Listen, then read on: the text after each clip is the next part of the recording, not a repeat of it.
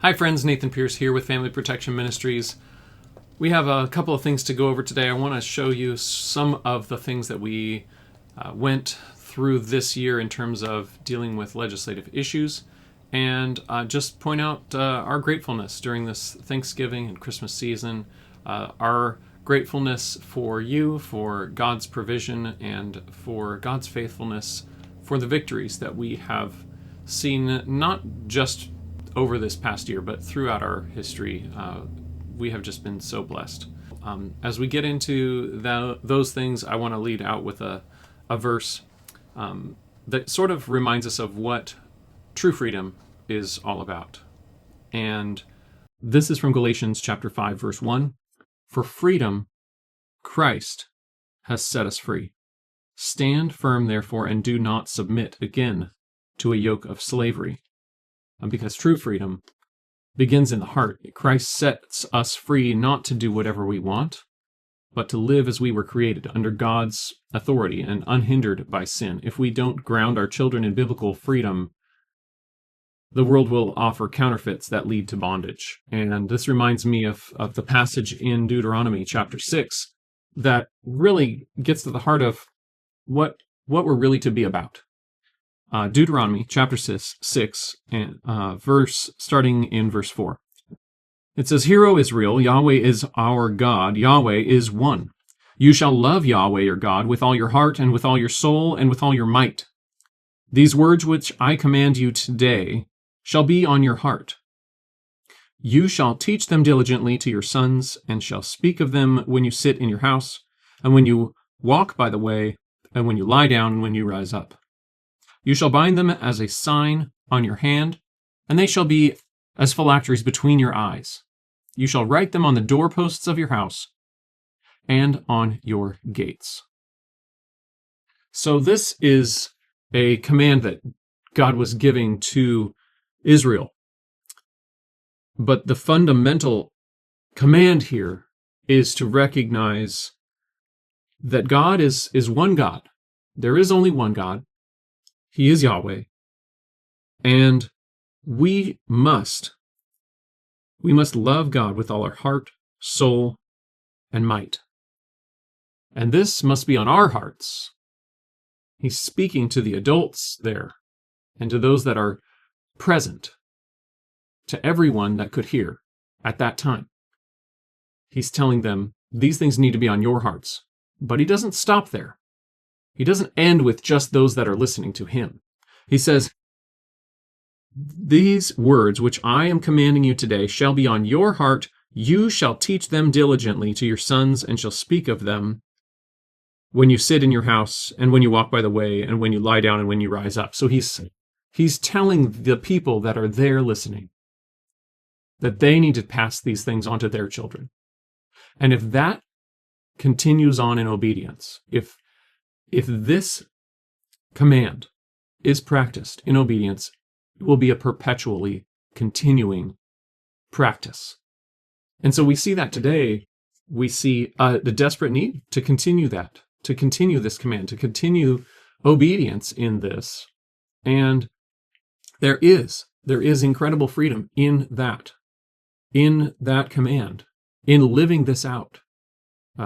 Homeschooling is an incredible opportunity for living out the Christian life in front of your children, for discipling them, and to lead a life that is full and is characterized by the idea that God is on the throne, that everything we have, including whatever freedoms that we have, both spiritual and physical freedoms, those are from God. We know every good and perfect gift comes from God. And so any victories that we celebrate are also from God. So as we review the victories, as we review the things that God has blessed us with, let's continue to remember that these victories are from God. All right, let's get into it.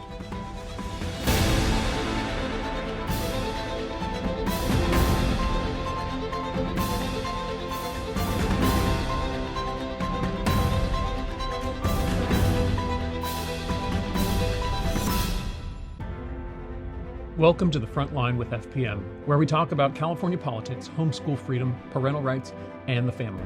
I'm your host, Nathan Pierce, and thanks for joining us today. Let's jump right in and see what's going on here on the front line.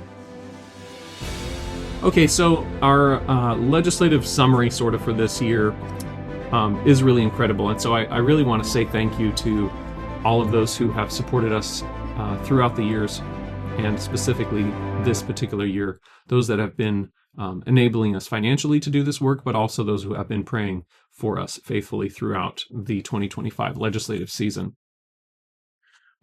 So we've been able to stop a lot of harmful mandates defending parental rights and safeguarding homeschool privacy specifically, and we'll get into that in a minute.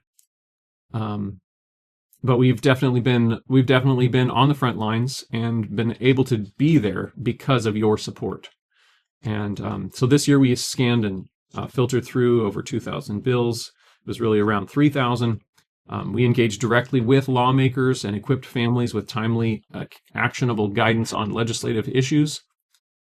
And so we're going to go ahead and start with the topic of protecting parental rights and homeschool privacy, and that is going to be AB 727. I've talked about this bill quite a bit.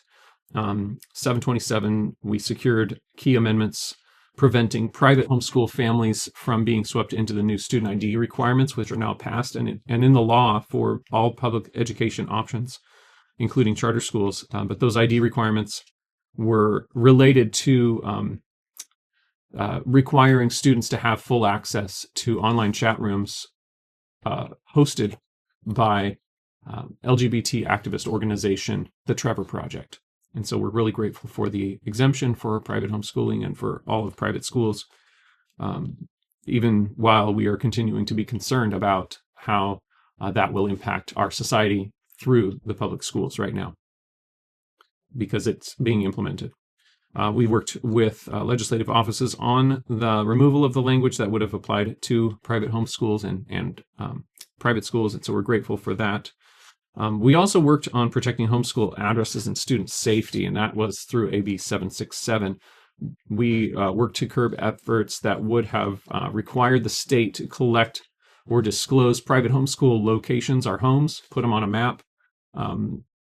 In the name of safety and security for students, but there has not been a way made clear to prevent that information through this bill, AB 767, to be secure enough for homeschool families not to worry about their addresses being posted publicly online. The intent of that bill was safety for kids, specifically from the placement of sexually violent predators. But ultimately, the way the bill has been written so far has not really saved anyone from threats. It's still trying to figure out a way to write the bill in a way that actually does protect families. And so far, every way that's come up with has been has had holes in it where it would be more dangerous than helpful. So we're glad that bill is stopped for now. That's AB 767. Next, defending parental rights in CPS bills. We worked on analyzing, evaluating, and doing deep digging and discussion with author staff on AB 601 related to CPS, mandated reporting, and concerns about parental protections there. We're grateful that we didn't have to go all out on this bill because it did get amended early on, so we're thankful for that. And next, we did deal with quite a bit on the school choice front, dealing with both here in California and across the country questions and concerns about education savings accounts and other tax-funded school choice and school reimbursement fund programs that would have brought with it a full range of new regulations for private homeschooling. And so we're grateful for how that is stalled, at least for now, although there's new programs that are actively being pursued right now. So please pray for us as we continue to evaluate those, figure out how we can engage on those topics as well. Preparing for future threats, we've also been involved in preparing for the potential introduction of the Make Homeschool Safe Act in California. That has not been introduced yet here, but it has been, or parts of it have been introduced in other states. So we're concerned about that and have been reaching out to help other states fight these battles.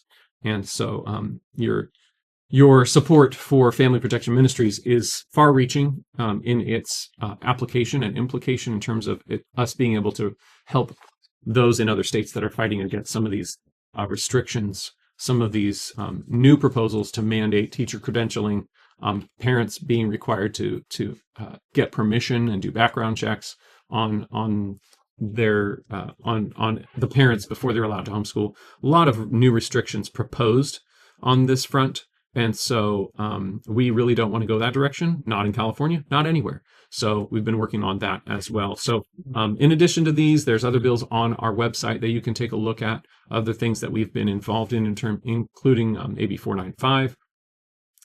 And so if you're interested in taking a look at our bill tracker on our website, it's always there, and you can look that information up there on our website and get information about all the bills that we worked on that we have posted on our bill tracker. A lot more bills that we worked on this year behind the scenes, but as we prepare for this next year, we do know that there's a couple of things that are coming back. One is definitely the Make Homeschool Safe Act is going to continue to be pushed in various other states. It's possible it will come to California this year. One thing that has also been said is Mr. Gonzalez, who introduced AB 727, which is the Trevor Project hotline on student ID cards. We got our exemption to that this year, but he said that he wants to come back and add that, particularly for homeschool and private school students, that he says need that more than ever, need access to LGBT chat rooms with adults.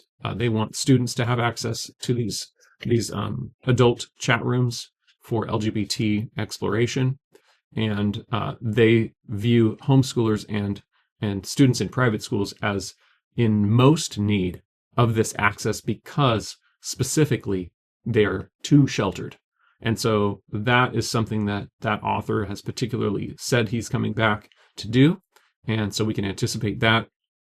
And there are probably a number of other bills that are already in the works as we close out the year. So please be praying for us that we would have wisdom and be able to prepare well for those things. I always have in mind to try to pursue some positive legislation as well. And so you could pray for wisdom for that and finding just the right way to go about doing that and the right authors to recruit, so to speak, to get to help us on those things. So I'd appreciate your prayers on that as well. And at this point, I just want to say thank you so much again for your support, for your prayers, and are so grateful for all of you. And we are looking at the end of this year and knowing that it's going to be tough. Looking at, the finances are hard on everyone. Certainly they are here at Family Protection Ministries. Things have been getting tighter and tighter over the last few years. As inflation has increased, that's really impacted our bottom line. We are grateful for every single donor, every single donation, even a small donation makes a big difference. And so we're really grateful for all of you who have been supporting Family Protection Ministries, whether you've been supporting for years or whether you're brand new. We really appreciate it, and it makes a huge difference when it comes to just having to dig in day after day during the legislative season, which does start back up January 6th. So shortly after Christmas, we'll be delving back into the legislative season, starting back up, and there will be thousands of bills introduced in January and February for us to deal with as we go through the next legislative season, the next year of bills, and California crazy. So be praying for us, be praying for our financial situation here at Family Protection Ministries, be praying that every dollar can stretch further, and that we would have wisdom in how to go about the legislative work that we need to do, that we would do it well, that we'd find the bills that we need to find.